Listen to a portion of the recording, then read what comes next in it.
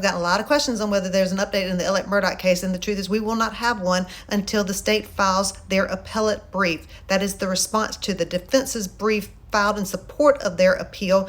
The state has to come in and respond to it. They've had multiple continuances granted, and it is now due on August the 8th. So that is when we will have an update.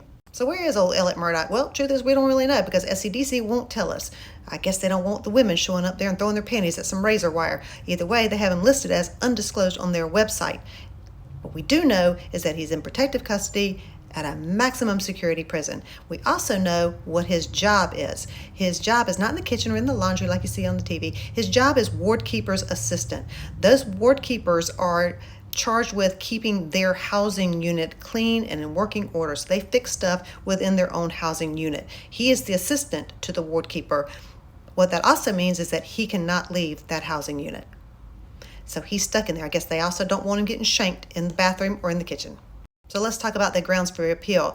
First of all, it's jury tampering. And you know the clerk of court, Becky Hill, has been arrested. So does that help him in his jury tampering argument? No, because the state did not charge her with jury tampering. Now, it does help a little bit in that she's been charged with perjury. So they can say she lied on the stand, she lied about everything else. And these jurors that said that she talked to them were actually more credible than her. But it doesn't bring in the criminal charge against her for jury tampering. Whether they're protecting her or they just don't think they have enough evidence, you can decide.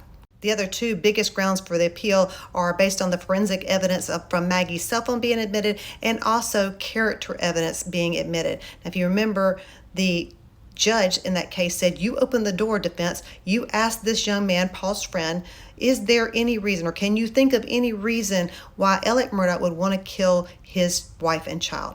When you did that, you opened the door. Prior to that, evidence of these financial crimes was limited. The judge said, we'll revisit this later as to how much you can get into it.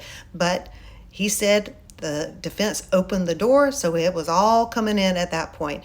Now, the evidence with Maggie's cell phone is that there is a police officer investigator who was tossing the phone around his office trying to figure out when the backlight came on and the directional change came on.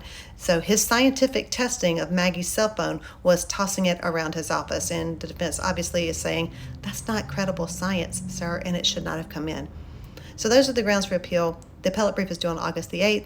Meanwhile, old Alec's sitting back in prison being a ward keeper's assistant at someplace unknown.